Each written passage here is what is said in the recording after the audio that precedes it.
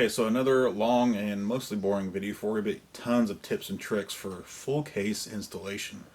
My first time really doing it all myself. Learned a lot again, and probably will rewrite any kind of installation guides off of it just because I learned so much.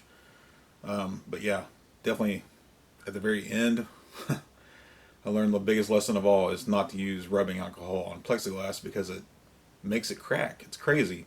Definitely watch to the end to see that. It's only been a day or two since I posted the first video with the LCD version of the installation, so there's not been a lot of news to put onto this other than I've already received I think maybe 40 or 50 kits back from Woozle with the newest firmware with the bug fix, and I sent the rest back down to him to be reprogrammed. So once those are all back, we can start shipping kits out.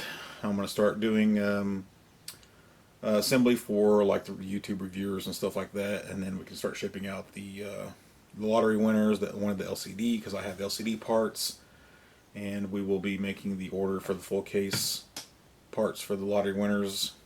Probably might even be do it today because I'm not waiting for the last, I think maybe 6 or 8 people to order their full case and to know what it is. So hope you enjoyed the video. Okay, so here is another little tidbit I'm finding. So this is a #1 tri-wing, and these two screw holes are pretty deep, and it's more than likely that your bit, if that's all you have, is just barely going to get in there. Like this one does grab, but it's a lot easier if you have a normal screwdriver type to get straight down in there.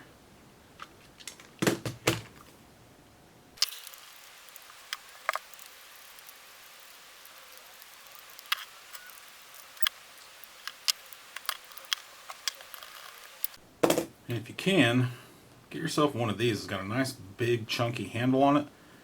I think this was a Christmas gift, but it actually has ratcheting effect too, so you can twist this and ratchet. I don't ever really use the ratchet, but then this is PH1 Phillips #1, I guess. It's quite wore out, but my double aught seems too small, and there's definitely no rotational torque like you get with a big screwdriver, and it just seems like these are always a little bit harder to get removed.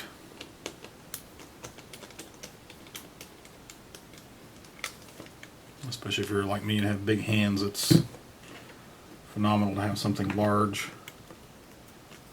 Something with a large handle versus these tiny handles.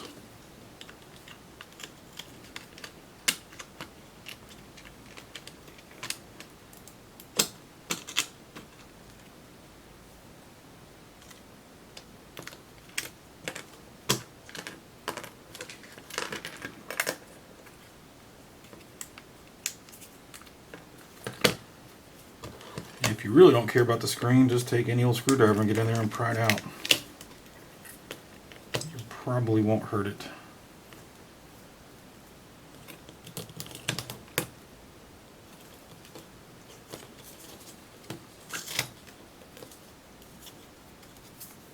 Definitely save them. You never know. Somebody out there might want a working screen, even if it's not the legendary 101 screen that everybody's going after these days, or has been for a little while now.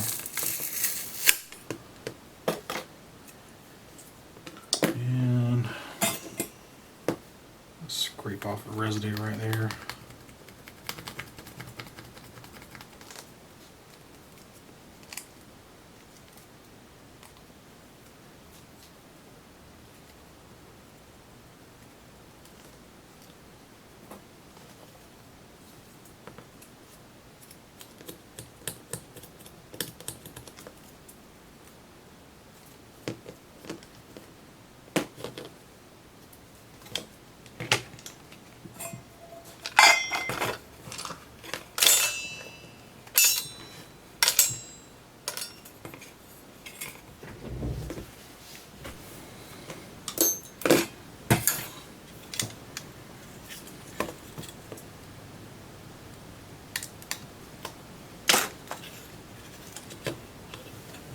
So it looks like I found the next one has the black oscillator on it. I'll switch to my bigger tip.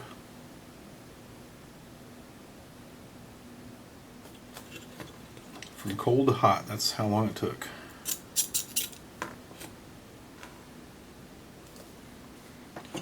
And the contacts might get hot, so it's probably best to grab a needle nose, save those and sell them to somebody that needs non-corroded ones that's not consolizing it.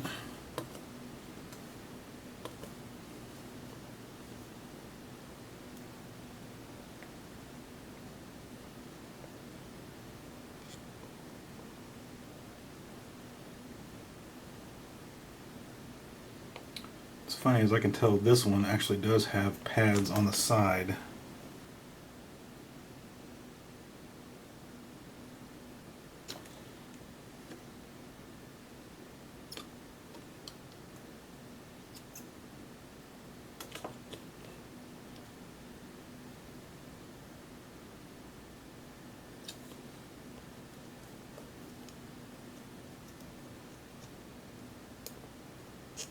Another good reason to have one of these blade type. Look at that, just pop right off. Yep, that's what I was afraid of.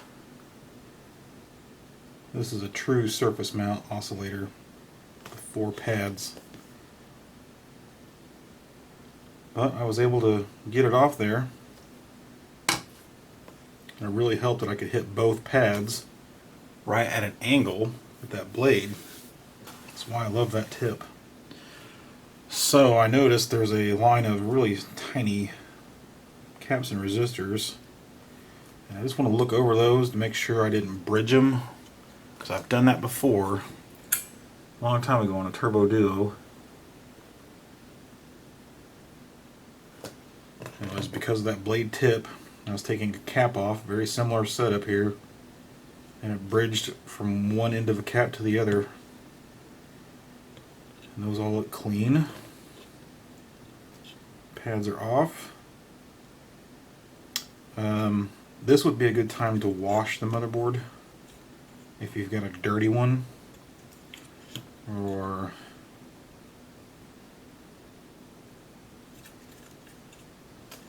need to come up with a good way to clean cart connector contacts too. And I want to say,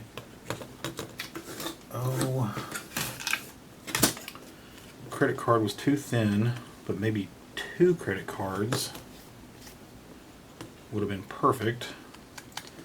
And I like to use bed sheet wrapped over the credit card and soak that in your cleaning fluid and run it in and out. That works really well. I've been doing it that way for a very long time. So yeah, maybe 2 credit cards here.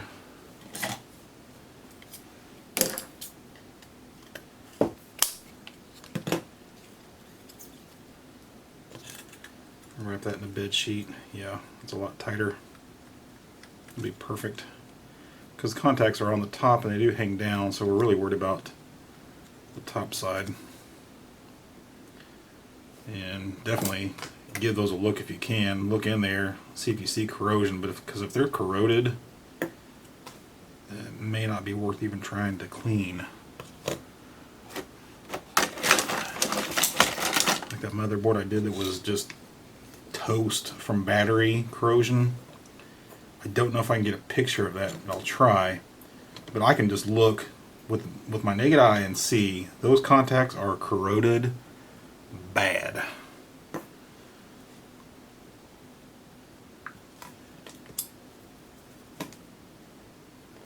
don't know if that's going to show up or not on camera, but real bad. And that's one of the things I don't like about the white solder mask. Pretty hard to see through. Plain on green, like right there, you can see all those traces. Makes repair work pretty easy.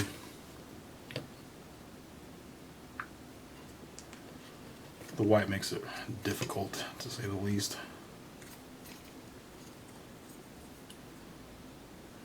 It's funny, as the speaker doesn't look like it was affected from all that corrosion hardly at all. So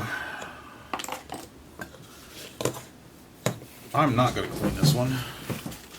I think this one was not being used pretty quickly because of the power switch. So I'm going to do that real quick. Look at that giant blob of solder right there.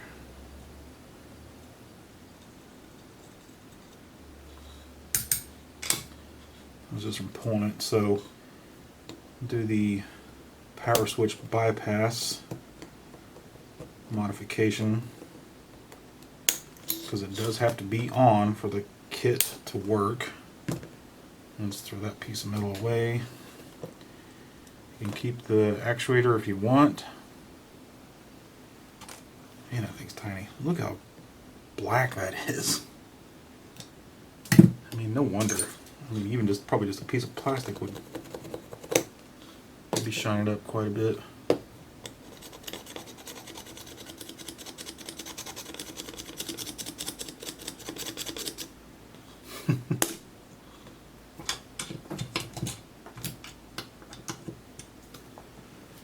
Let's see. Get some flux.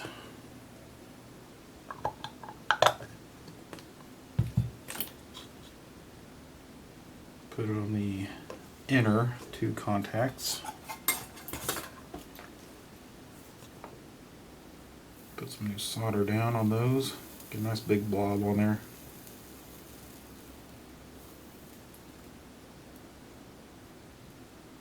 Oh, that's way easier. Oh man, that was so much easier just to blob them together. Oh yeah, instead of having to try to solder a piece of wire between them. Oh god, that was so much easier. That's why you do many installs before you like put out a installation guide. It was stuff like that. That was so much easier. So on this one, I'm going to transfer over the first failed attempt, because there's nothing on the breakout PCB to go bad. It's just a pass-through device from wire to ribbon cable. So I know for a fact that I can just take all the wires off, move it over,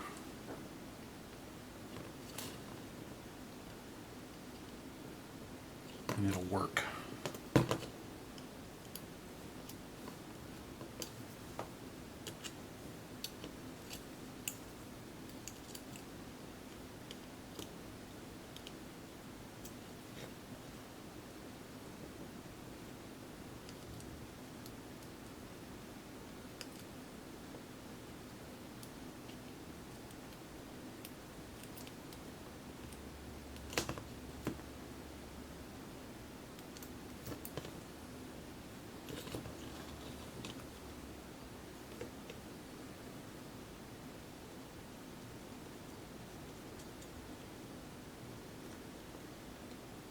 That's the power of the JBC right there. Even that really thin conical tip can give it enough power to melt that huge blob of solder.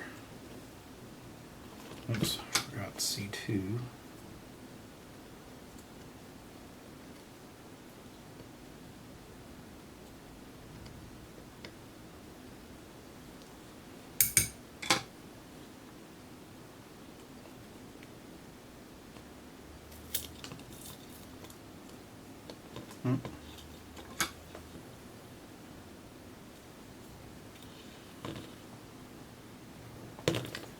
Now, just because I know it'll happen, I'm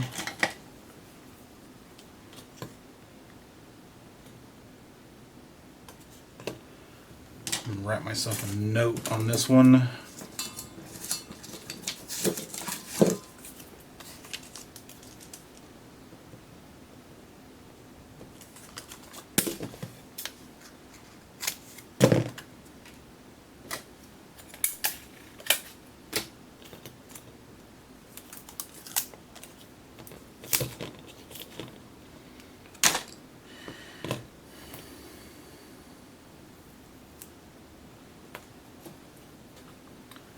I do like the double-sided tape thing, but I don't know if you can get it to where both sides are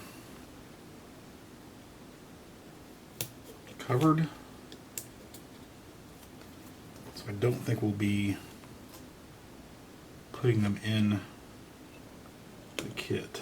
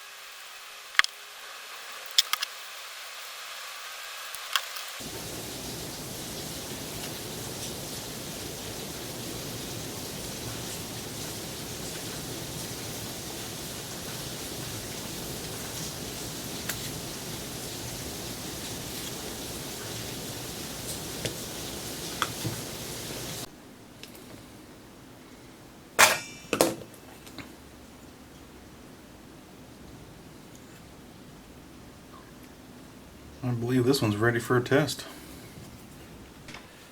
Alright, so I'm going to try to put this one in full case.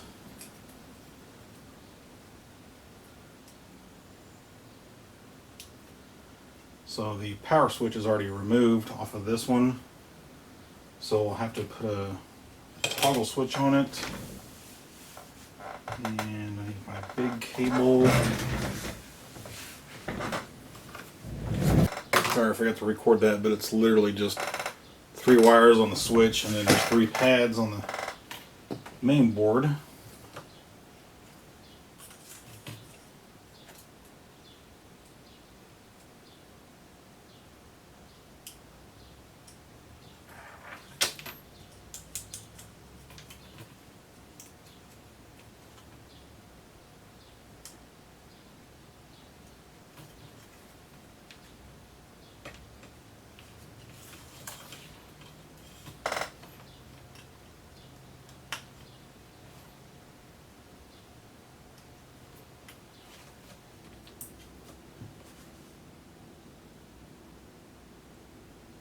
There we go.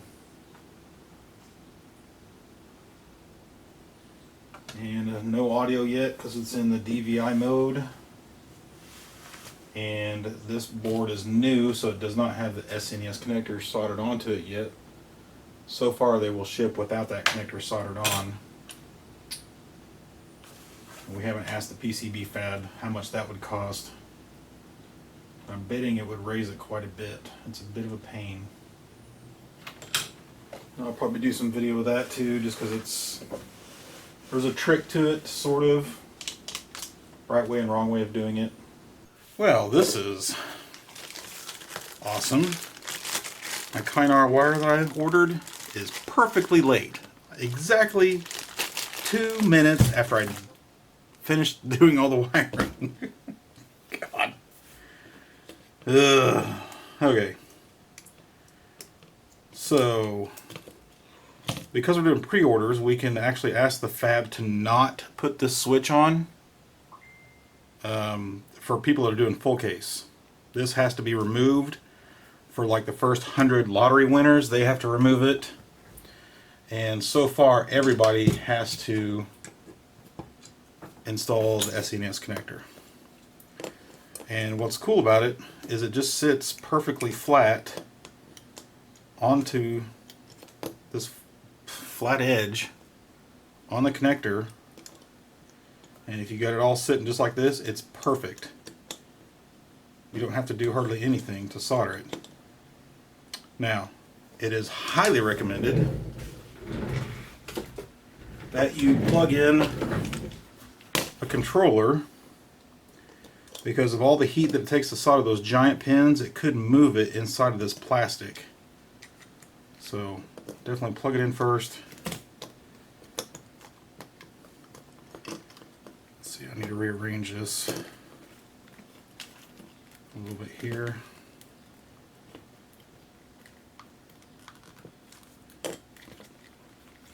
So it stays flat.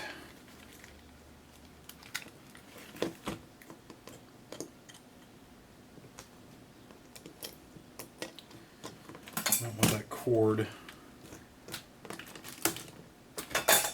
forcing it into not being flat.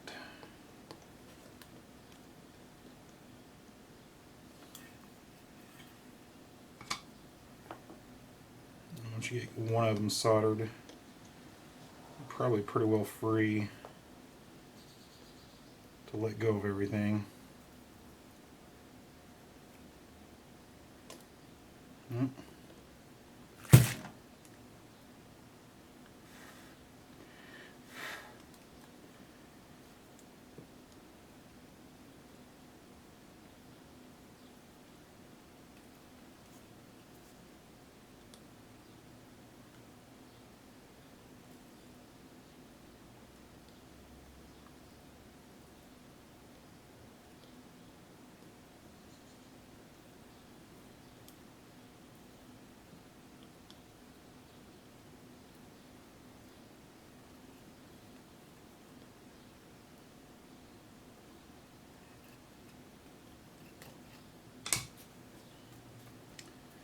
Give it a second to cool.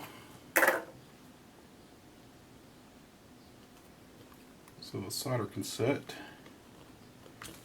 Now when you pull your connector back out, all those pins will still be in line.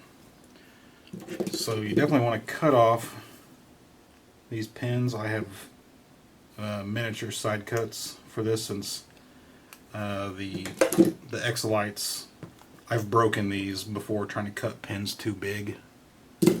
So if you can find some side cuts that'll go in there and try to get back as far as you can to here, like it'd be ideal to get all the way back there because you put more force on it, but because they're so tight together, difficult to do. Put your finger over it so it doesn't fly off and hit you in the eyeball.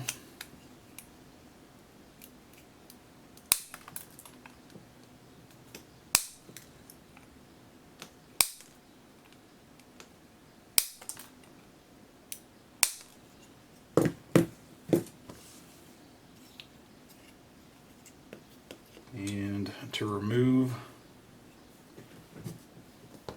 the power switch,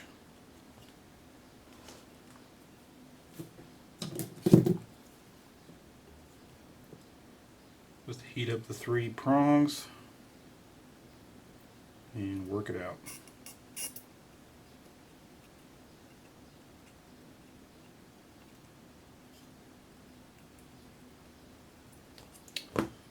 Burnt spot on the end of my blade, and it's not working as well.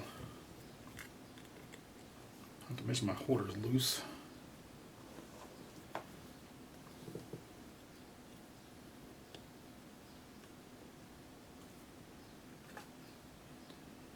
Add some more solder to the situation, that'll help it. Yep, right out. That's what we like to see. So now that is ready for full case action, other than soldering the switch on. I'll take it off this non-working board.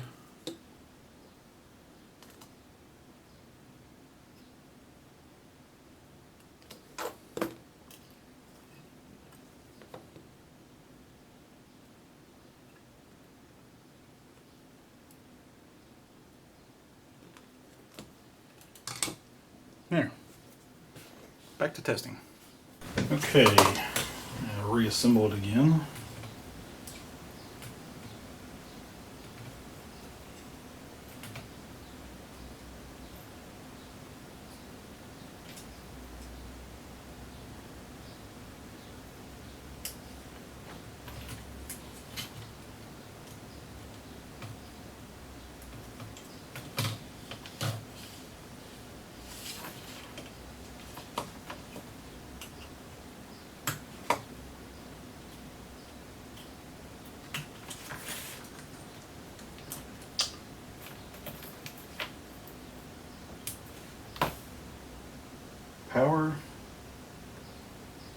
boot.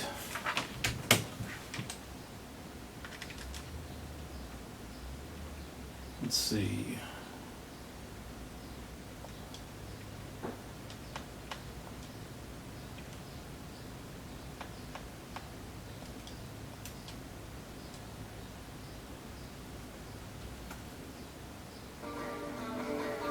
New audio.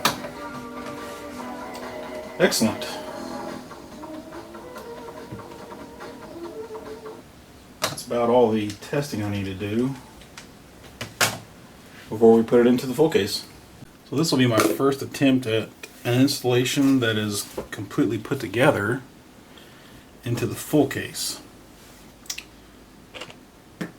So we'll start with the bottom piece. I always like to start with putting the power switch in.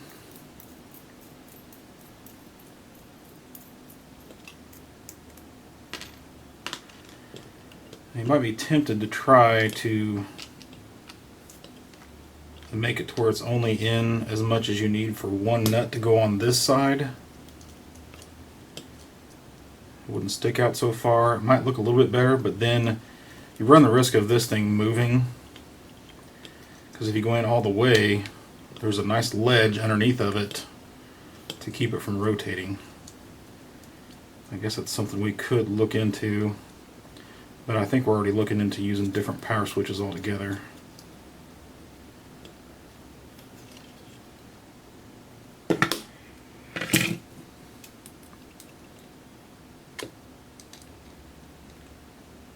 And I think these switches come with 2 nuts. There's a big washer there.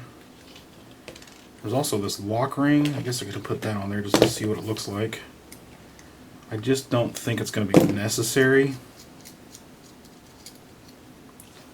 but I will include it. I don't think I'll include this lock ring. I think all of the hardware came in separate bags anyway, so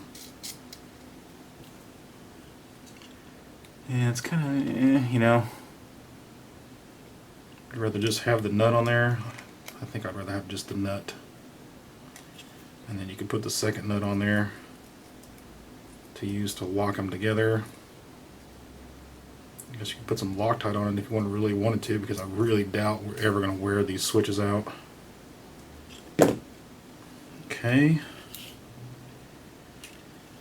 And then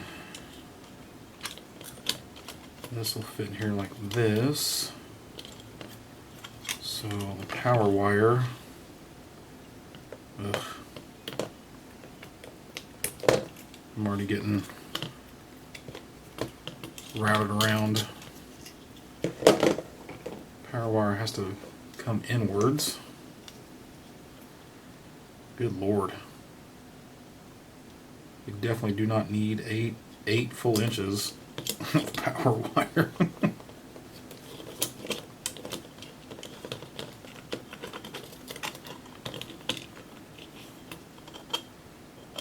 And you know what? I'm already seeing, looks like my solder blob. That middle hole is hitting on the plastic. That's better.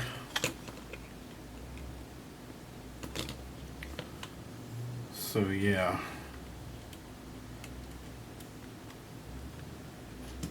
And then the 3 20mm bolts. Go through these holes.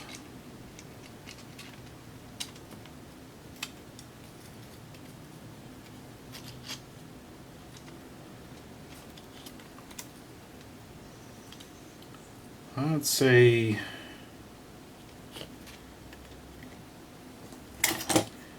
probably want to include more than 3 inches.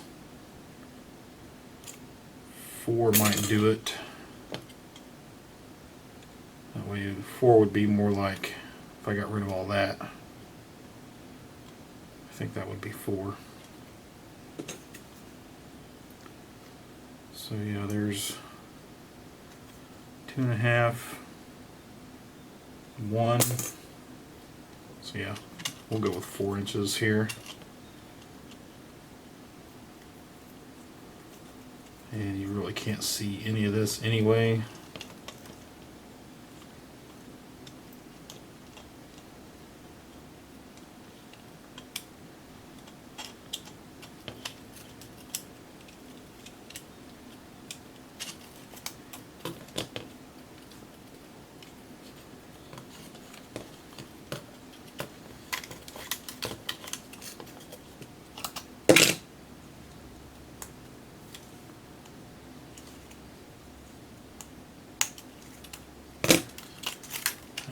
Those got to come up through here because your bottom plate's going to sit right there and cover everything. Ugh, yeah, I'm backwards. Bolts come up from the bottom. I thought I was looking at the bottom, but this is the bottom.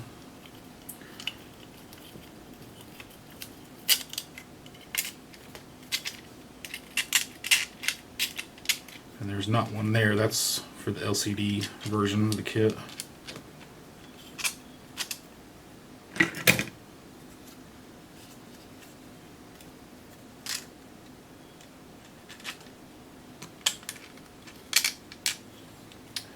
Now,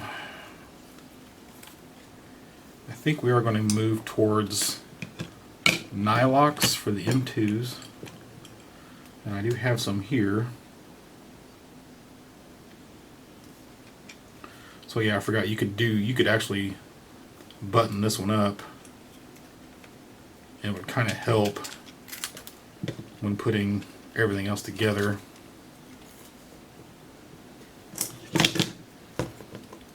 Let's see.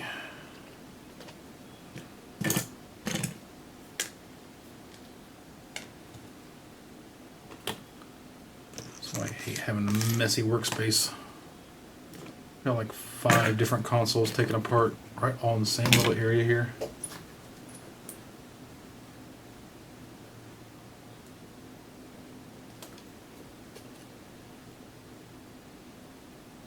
So the T8. Yeah, that's for the M3s. The T7 for the M2s. And a 4mm socket.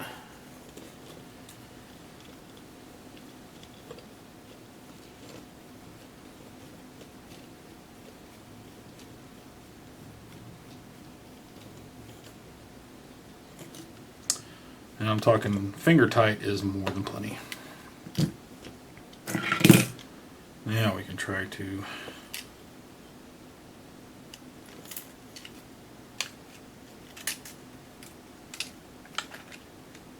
oops.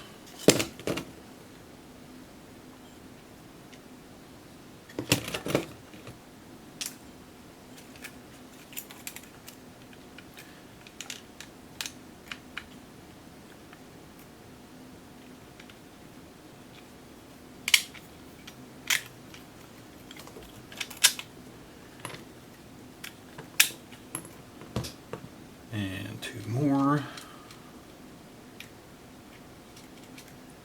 And this is one of the problems I was talking about in the last video is there even room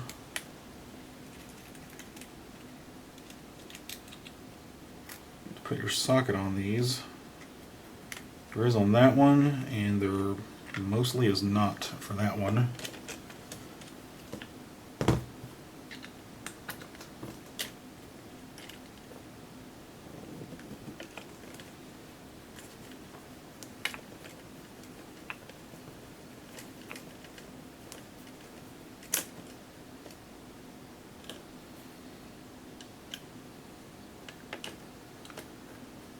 Ooh, yeah. It barely gets in there, but it does. Makes me think maybe if I had a 4mm deep well, that the ID would be about that size further down.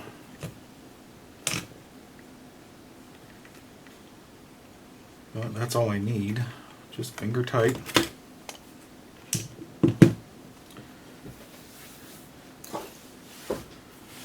Now,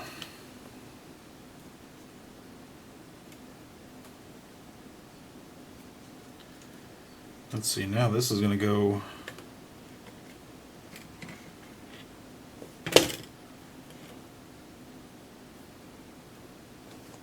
upside down over to this one.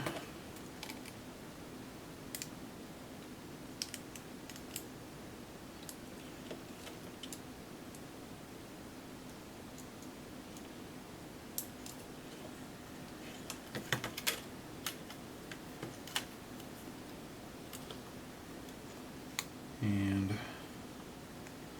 also flips around for this one.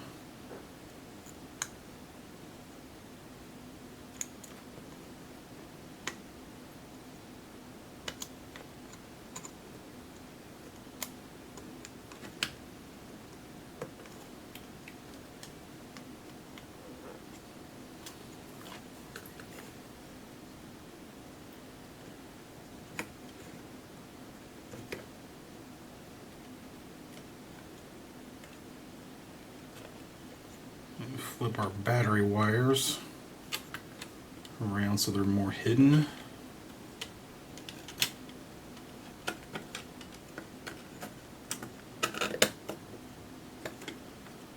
And voila.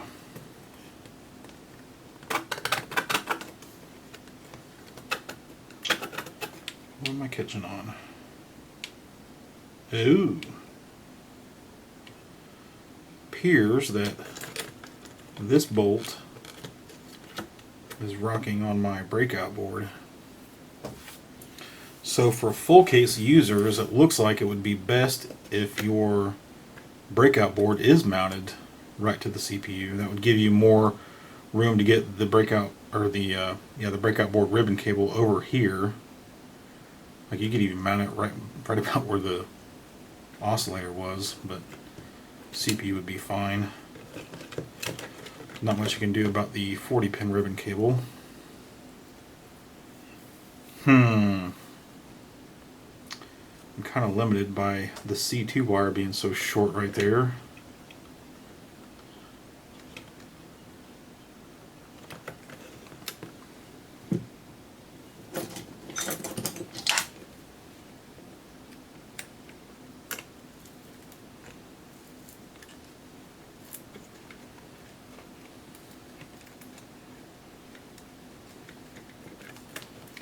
Yeah, I've made it so tight. Uh-oh, uh-oh man, I pulled a pad.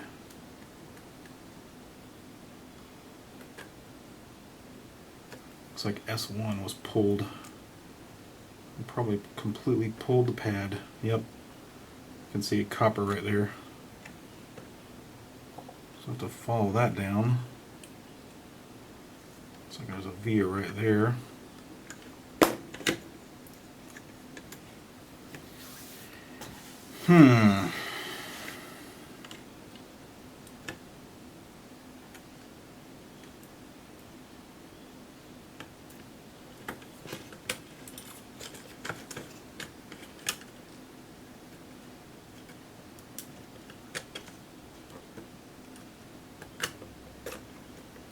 I know that bolt is right in line with that one, so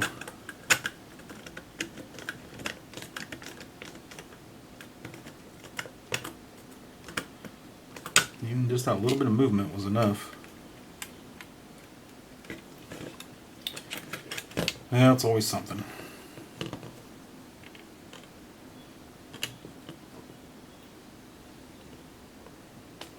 I don't even know what S1 and S2 do.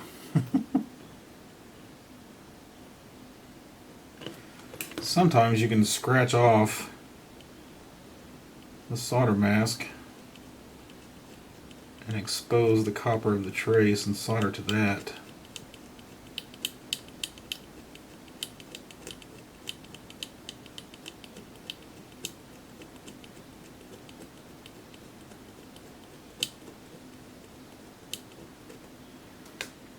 I don't know if you can see that on camera, but there's a little shiny spot now.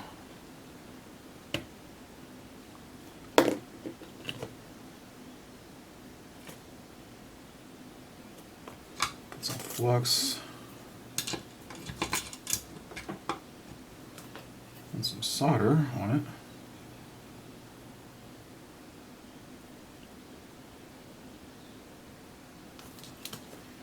And pray it's enough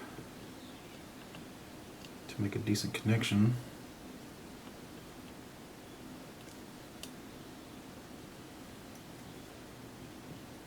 think it did, but I think it pulled up just about all of it that I exposed.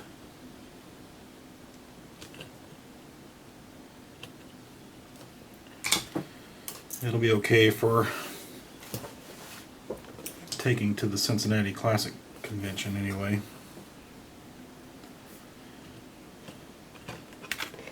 As long as it functions. So yeah, super good to be doing installations, figuring out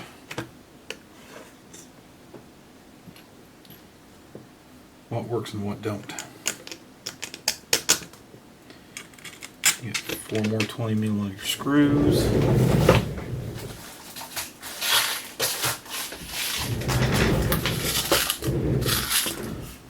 To hold the motherboard down.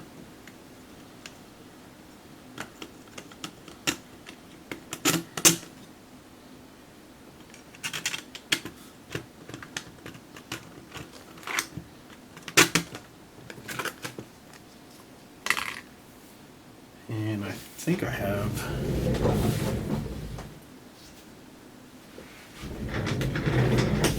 four more nylocks.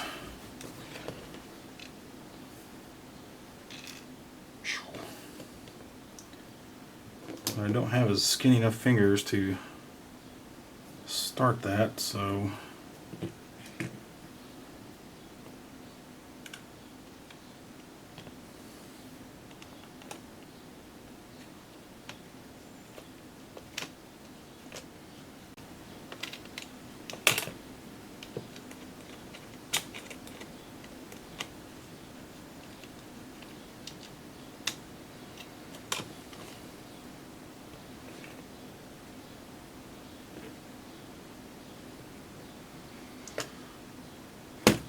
and I really need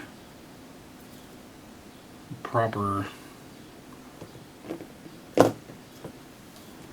bit for that. I have some long bits like so, but I don't think any of them are T7, but I'm sure I'm going to check first. Well, none of my long bits are that small. The smallest one I have is T15, but then I remembered I had these. Some of the tri-wing kit that I had left over, plus a long time ago I bought one of them Craftsman small tool set, and right there's a T8 and T7. It'll make it easy to hold and move. Oh my god, it doesn't fit.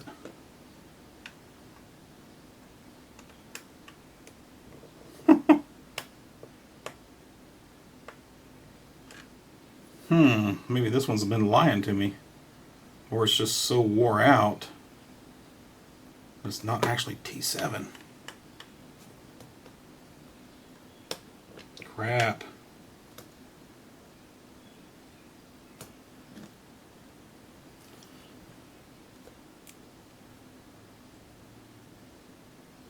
Now even the T8 is too big for the M3, and these are probably never used.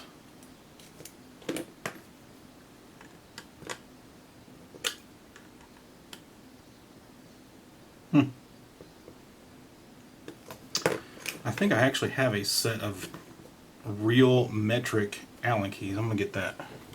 So, my metric set is very well used. Can't even read the numbers anymore. Unfortunately, even the smallest one is too big. Okay, second smallest. I'm missing the smallest one. How about for the M3? Yeah, that is the right one for M3.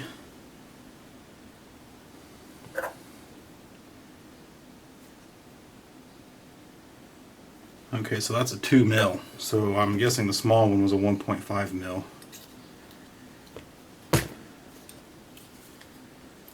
And I'm missing the smallest one on my standard set too. Uh-oh, it works.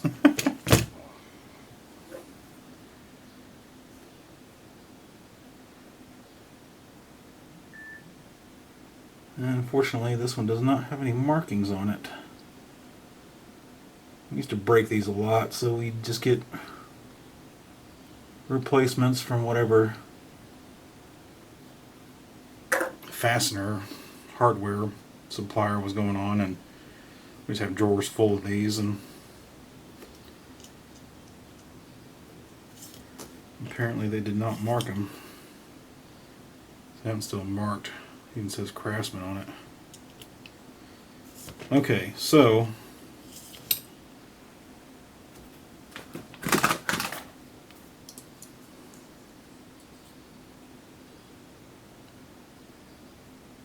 looks like an 062.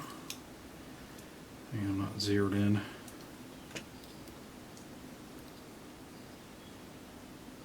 And about an 061. So an 0625 is a 16th inch, which is probably what this is. But an 061 is actually a 1.55 millimeters. So I'm guessing a 1.5 millimeter is what we need actually for those screws. So the information I gave in the last video is actually wrong. Brutal.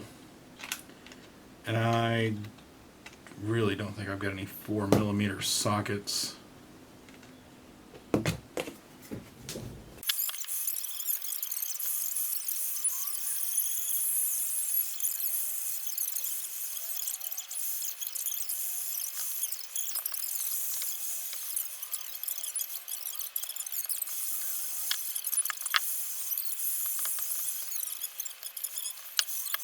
Well, that sucked. And honestly, I'm not really sure what we could do about it. Something did occur to me. Can you see those wires?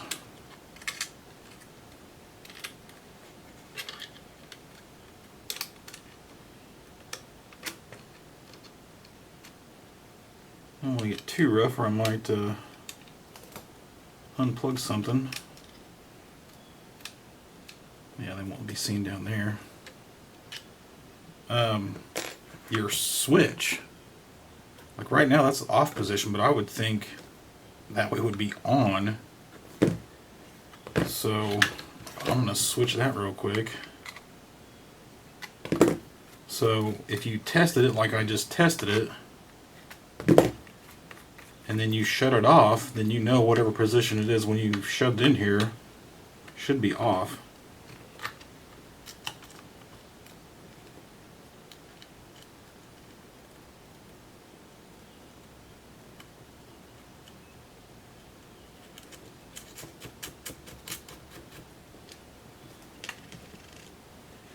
Yeah, I was going to take that lock washer off. I don't think it's really necessary, and I think it looks better without it.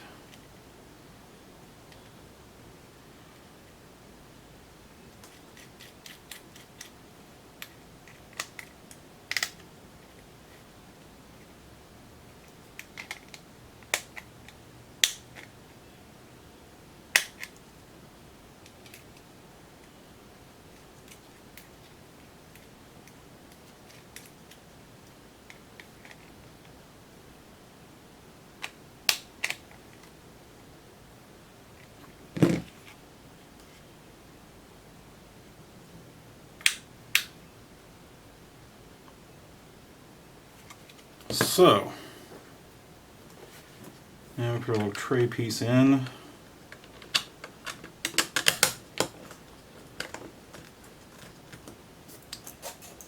And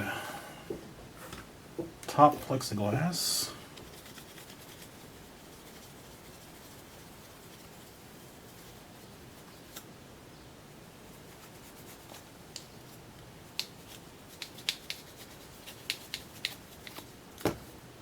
Make sure the bottom is clean.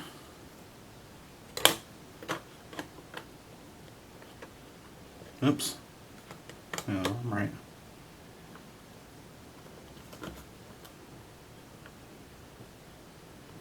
Oh, that's a tight fit.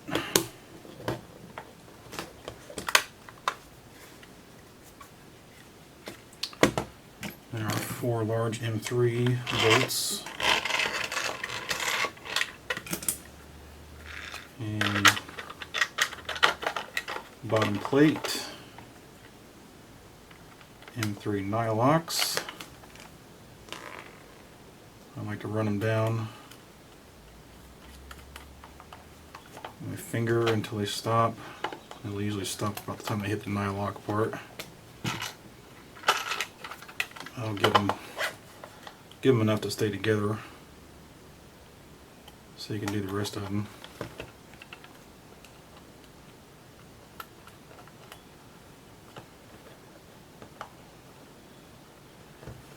Okay.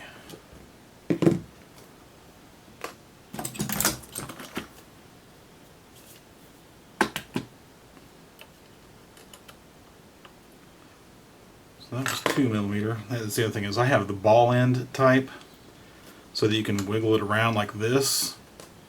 It's not ideal for trying to hold that bolt down there, so if you get a Allen wrench, get one that's not ball end. It's awful loose. Almost feels like it's could be a 2.5mm hold it better. I'm guessing these are too big. Nope. Is it tighter? Nope.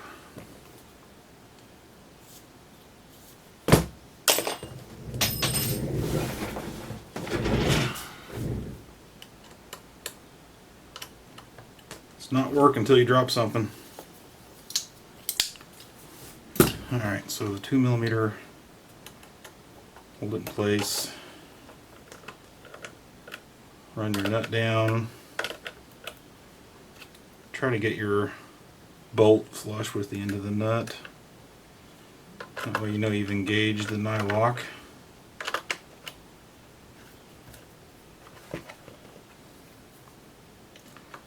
Another good reason to keep your work surface clean. This plastic tends to just catch everything.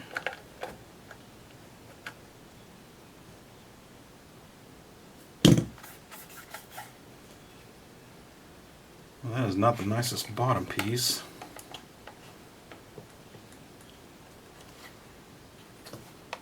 Feels like I'm kind of hitting on the SNES connector pins, possibly. Very possibly. One last thing is to put feet on it.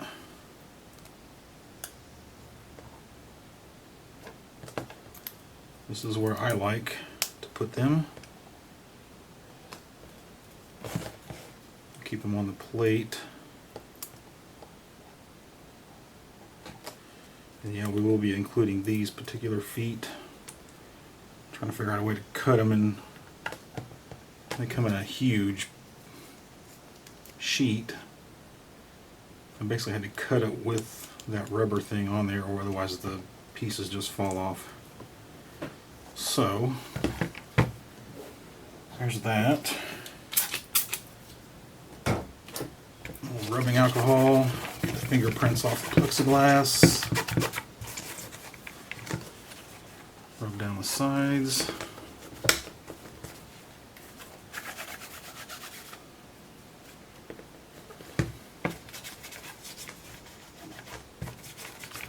I really didn't mean it to spray that much. But rubbing alcohol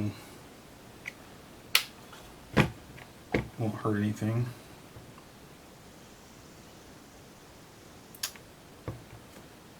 So, yeah, let's test it. I just noticed I split the plexi on both these corners.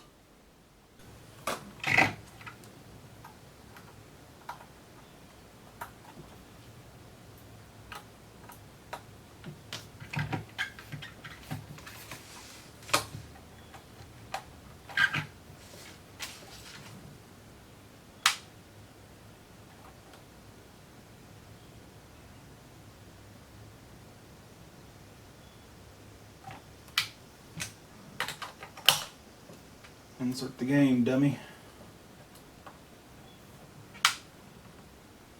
Unfortunately, yeah, I guess you can see the green LED on the main board, but you can't see the power LED on the GBA anymore. Well, it still works. That's excellent. Let's see. Yeah, I was going to leave it on 4X. And probably put this one on the big TV. This doesn't really matter. I can change it later. People will probably play with it anyway. Yeah.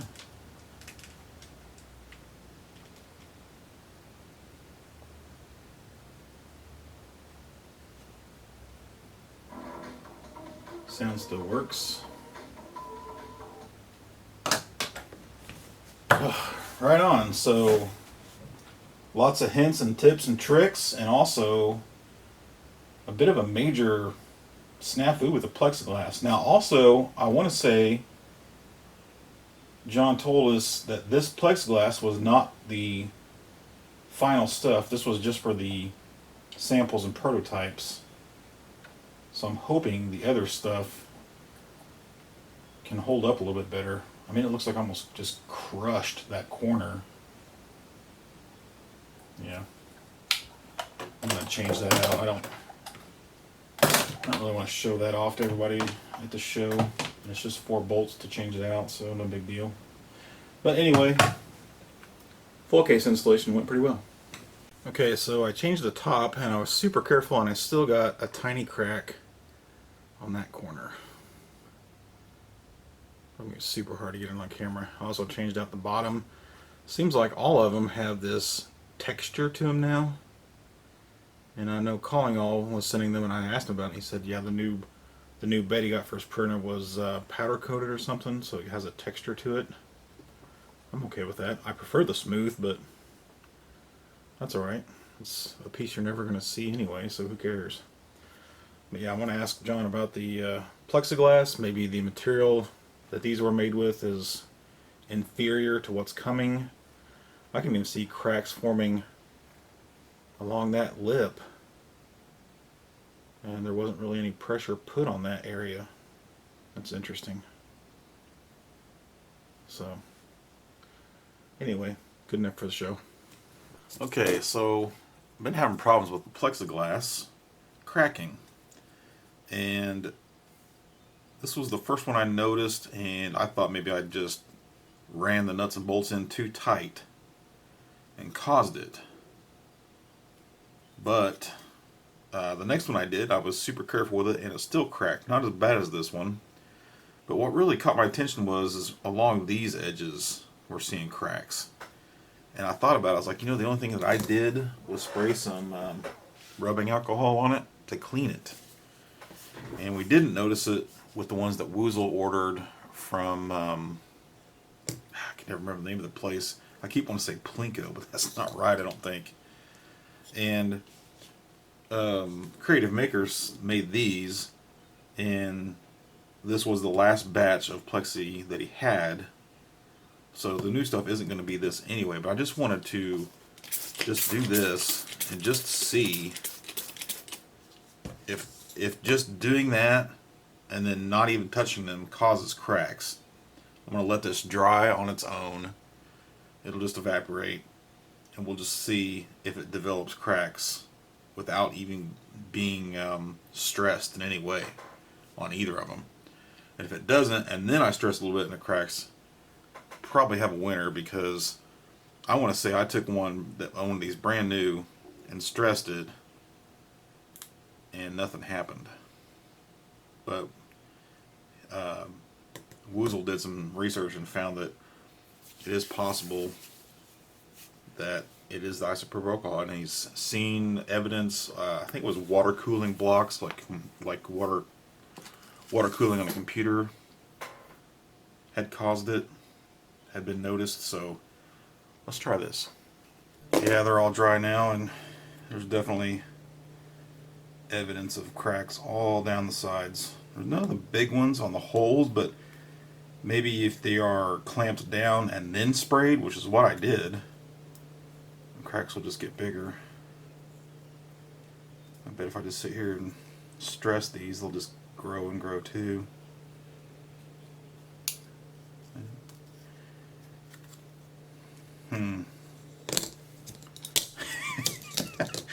I didn't realize I just ruined a bunch of these on purpose. So I'd say it's a fair bet to say do not use rubbing alcohol to clean this plexiglass.